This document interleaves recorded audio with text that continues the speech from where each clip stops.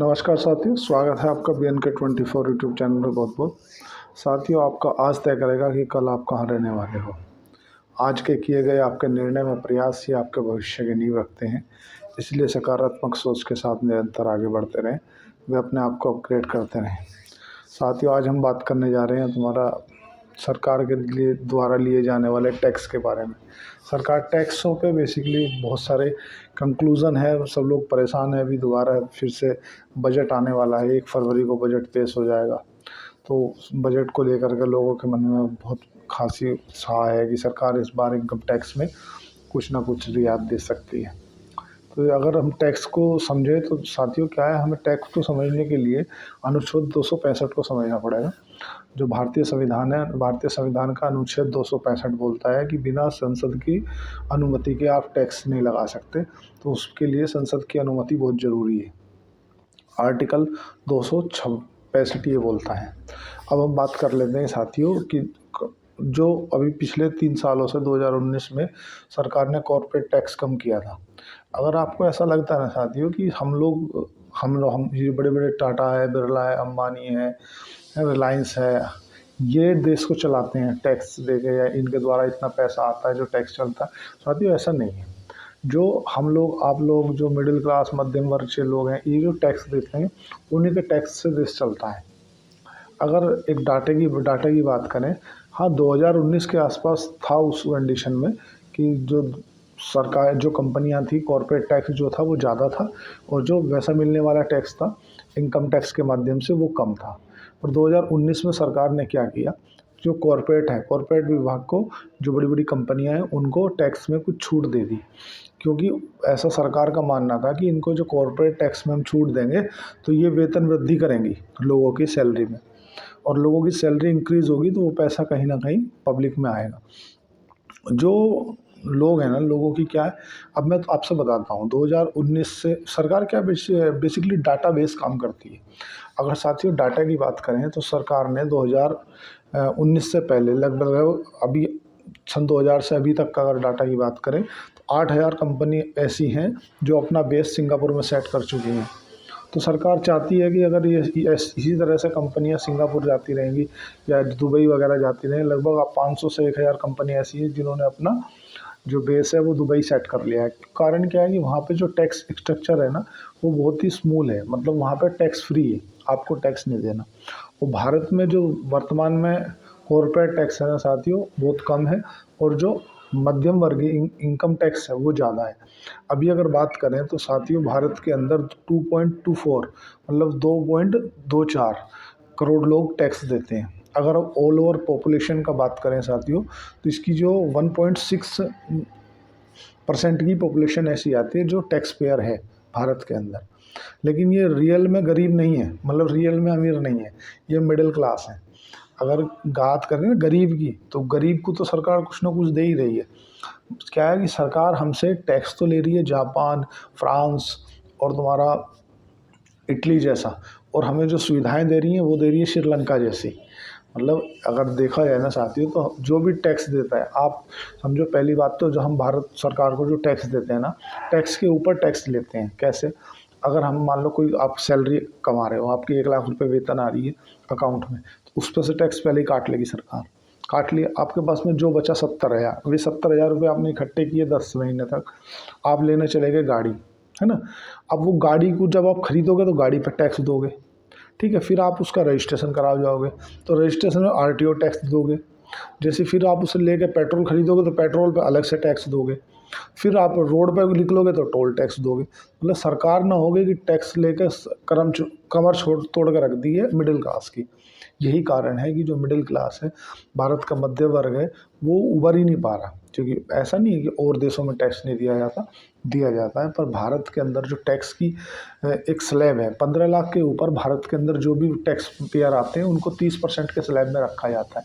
मतलब अगर आप 15 लाख रुपए से ऊपर सालाना कमाते हो तो आपको 30% स्लैब टैक्स देना पड़ेगा। और देशों में ये टैक्स फ्री, इंडिविजुअल के लिए टैक्स फ्री है। अगर आप यूएस दुबई में रह रहे हो तो दुबई के लिए आप टैक्स फ्री हो। साथियों, आपको जान का आश्चर्य होगा कि जो बड़े बड़े लोग हैं ना, वो अपना सिटीजनशिप जो है ना दूसरे देशों में ले चुके हैं। अगर हम गौतम अडानी के भाई की बात करें तो पहली बात तुम गौतम अडानी जी की बात कर लें। गौतम अडानी जो अडानी कंपनी है, उन्होंने एक अपनी कंपनी दुबई में, वहाँ पे सिंगापुर में खोल रखी है तुम्हारी। अब आप साथियों, अडानी करके कुछ ऐसी है, पावर इंफ्रास्ट्रक्चर, एक कंपनी उन्होंने वहाँ खोल रखी। और अडानी, गौतम अडानी के जो भाई हैं विनोद अडानी, उन्होंने गोल्डन पासपोर्ट ले रखा है दुबई का, वो अपने दुबई में है। और जो एमएसएमई बिजनेस है जो अभी साथियों जो चालू हुए हैं, वो बिजनेस बहुत ही स्ट्रगल कर रहे हैं। क्यों स्ट्रगल कर रहे हैं? क्योंकि देखो, आप इस बात को समझो कि सरकार टैक्स इतना बढ़ा दे रही है। हालांकि अभी कुछ टैक्स में छूट दे देगी कि हम आपको इतने लाख की छूट देंगे तो आपको इतने % का रियायत मिल जाएगी। लेकिन साथियों, अगर हम लोगों पे देखा जाए ना, तो भारत के लोगों की जो पोजीशन है ना, बहुत ज़्यादा रेयर है कि भाई सरकार की जो मूलभूत ज़रूरतें हम टैक्स देते हैं, मतलब आप या हम जो भी व्यक्ति हम टैक्स देते हैं, सरकार उसके बदले हमें क्या देती है आप बताओ? सरकार का मूलभूत ज़रूरतें हैं हम लोगों को मेडिकल सुविधाएं देनी, हम आराम से खुले में चलते रहें, हमें सुरक्षा प्रदान करना। ये काम किसका है? ये सरकार का है भाई। अगर हम कहीं जा रहे हैं, हमारी जो सिक्योरिटी है वो सरकार की जिम्मेदारी है, हमारी या सभी प्रति व्यक्ति की, क्योंकि हम भारत को टैक्स दे रहे हैं, टैक्स पेयर हैं। तो जितने भी टैक्स पेयर, आप चाहे मिडिल क्लास से आते हो, चाहे आप जो अपर रेंज के लोग हैं ना, जो ओनली 1-2% लोग हैं, वे कभी टैक्स की समस्या मानते ही नहीं है। क्यों नहीं मानते? क्योंकि उन्होंने अपने अपने एक बिजनेस ऑफिस अलग अलग देशों में खोल लिया, वहाँ से उन्हें ऑपरेट करते हैं और उनको कोई फ़र्क नहीं पड़ता। और जो लगभग बीच में है, या तो बिल्कुल गरीब है भाई, जो बिल्कुल डी ग्रुप में है ना, ख़त्म है, मतलब वो तो 5 किलो दाल आटा चावल लेगा, उसे कोई टेंशन है नहीं, तब वो टैक्स वैक्स की टेंशन लेता नहीं, क्यों ना उस पर उतना है। वो अपना 15-16 हज़ार रुपये महीना, 15-16 हज़ार बहुत बड़ी बात क्या नहीं, मैंने 500 रुपये रोज़ के हिसाब से 4 मजदूरी करता है, 10-15 दिन मजदूरी के लिए जाता है, 6-7 हज़ार रुपये कमाता है, उतने में वो गुजारा करता है, तो उसे टैक्स की टेंशन है नहीं। अगर कुछ हो गया तो जाकर अस्पताल में भर्ती हो जाता है, आयुष्मान कार्ड है उसके लिए, आयुष्मान कार्ड से इलाज हुआ तो भला, और नहीं हुआ तो ये चले अपन राम नाम सत्य है। साथियों, आपको जानकर आश्चर्य होगा कि मिडिल क्लास कितना, मतलब इतना पीछे है कि आप कुछ कह नहीं सकते। आप विश्वास नहीं करोगे साथियों, जो 2019 से अगर अभी तक की बात करें, जो सरकार ने कॉर्पोरेट टैक्स को छूट दी थी कि यार ये कहीं ना कहीं मिडिल क्लास कोई जो वर्कर हैं उनकी सैलरी बढ़ेगी, उनकी सैलरी बढ़ने से पैसा इसमें आएगा।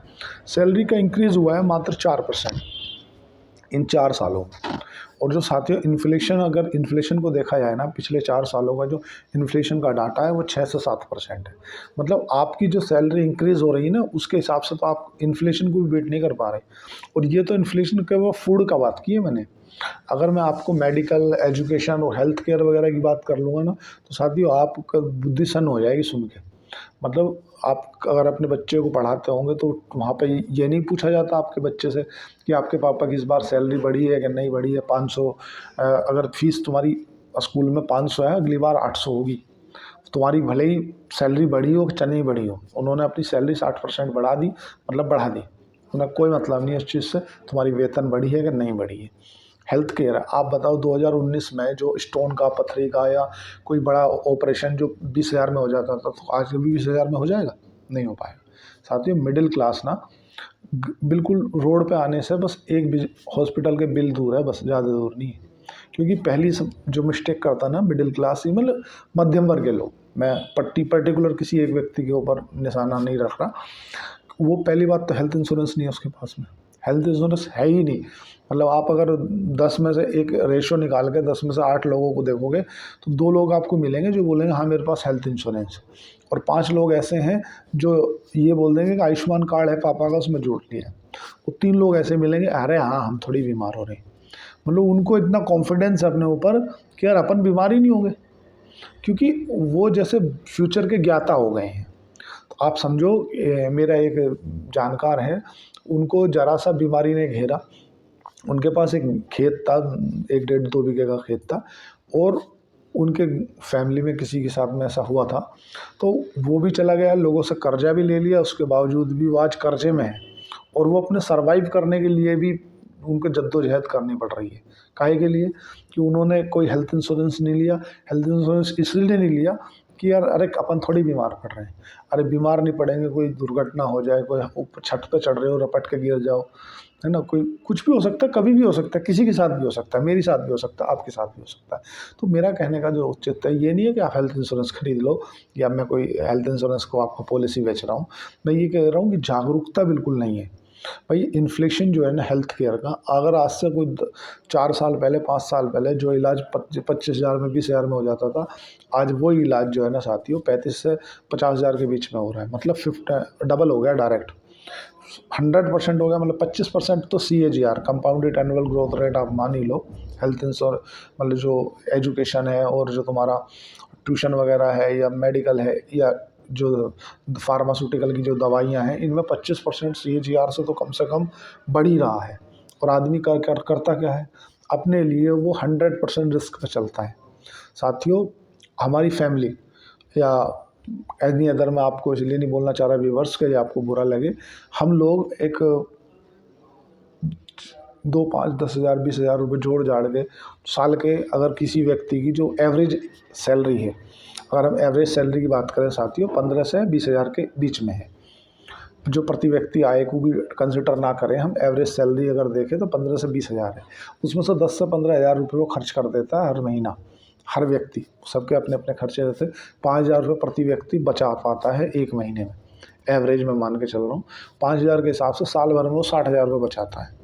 और अगर वो इस हिसाब से 3 साल उसने बचाए, 1,80,000 रुपये बचाए उसने कंटिन्यू काम करके। और साथियों एक ही बीमारी का बिल आ गया ना, कोई भी एक बीमारी का बिल, तो एक ही बीमार 2-3 लाख रुपए से नीचे नहीं उतरता। और भगवान सब ठीक ठाक रखे तो कोई दुर्घटना ना हो, कुछ ना हो।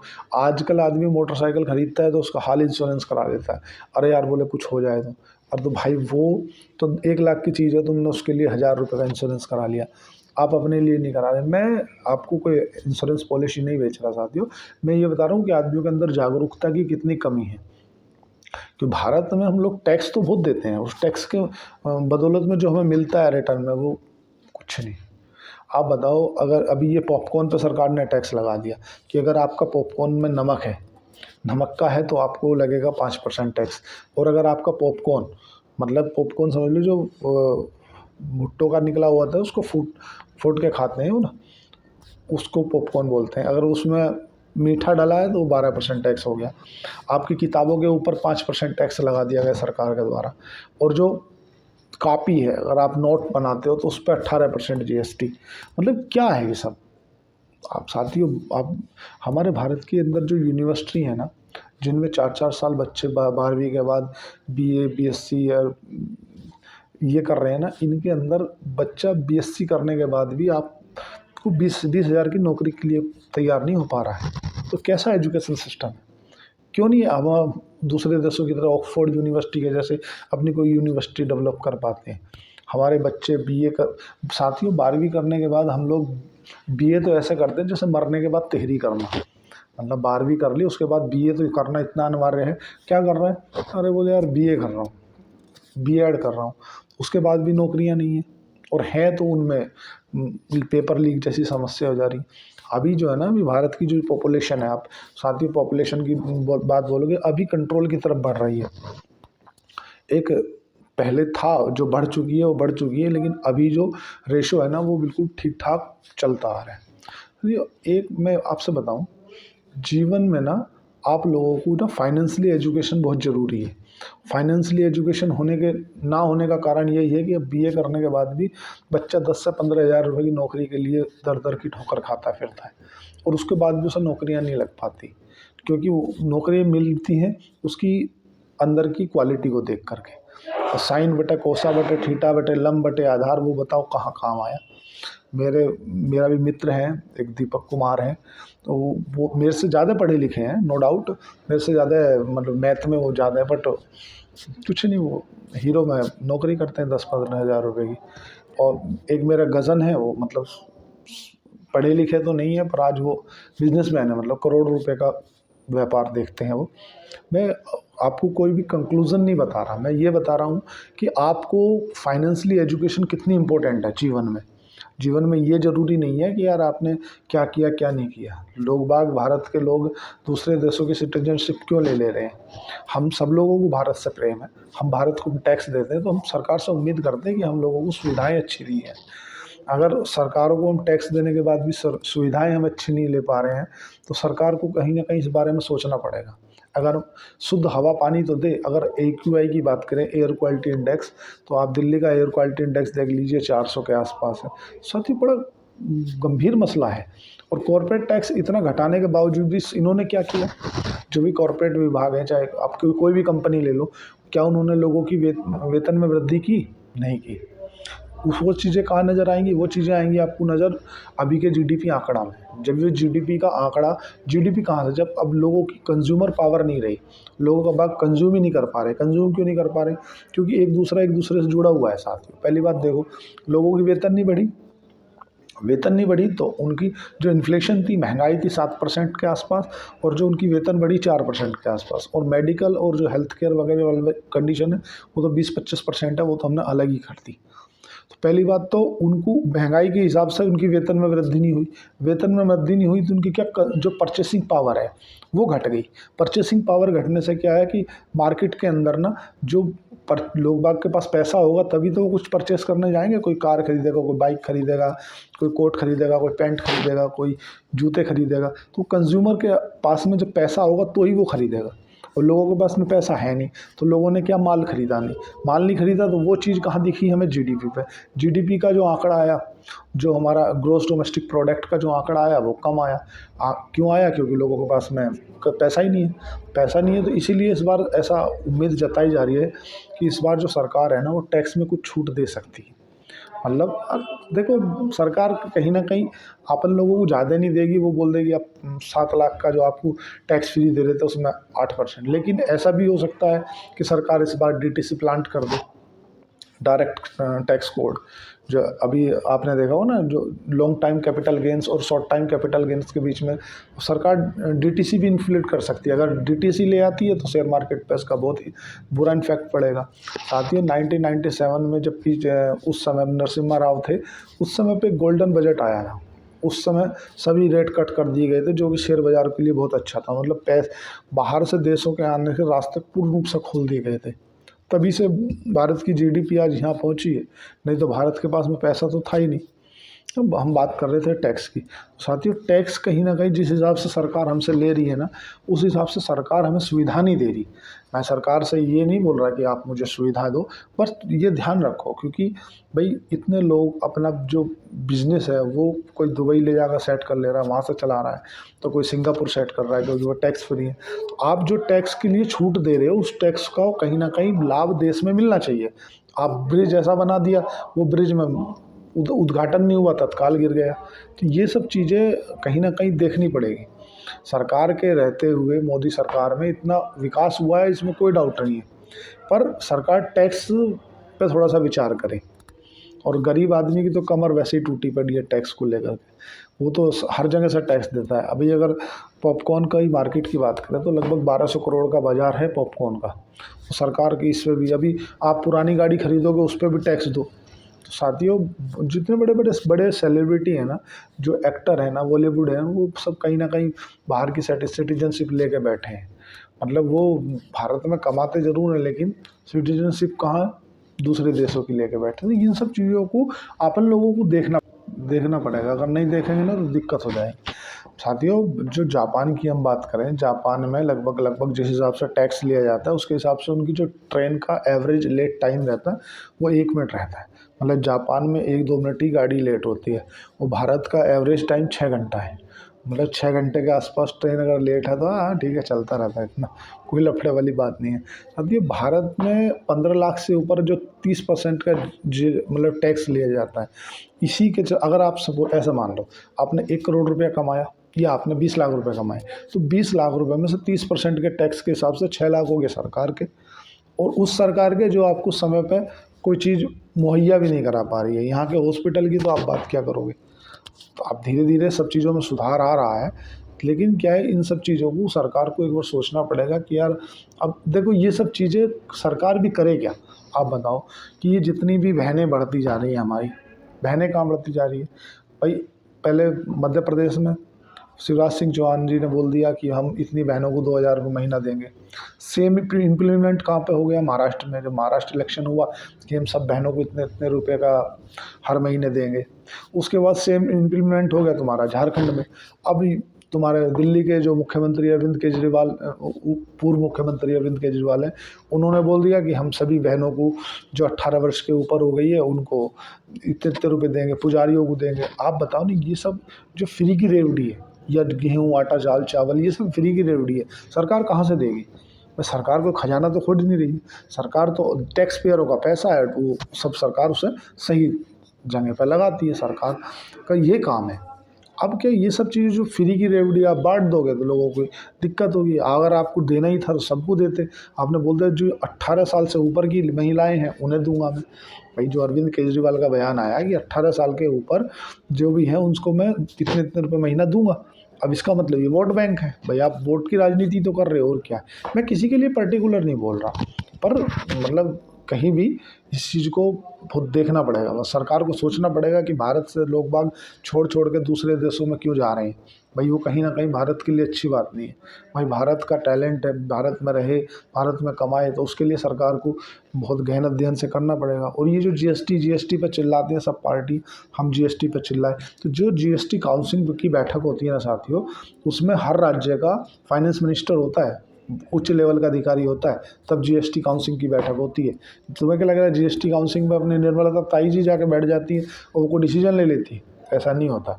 हर राज्य का एक फाइनेंस मिनिस्ट्री का लेवल का उच्च अधिकारी होता है और उस काउंसिल में सब लोग बैठ के बात करते हैं, तब कुछ होता है।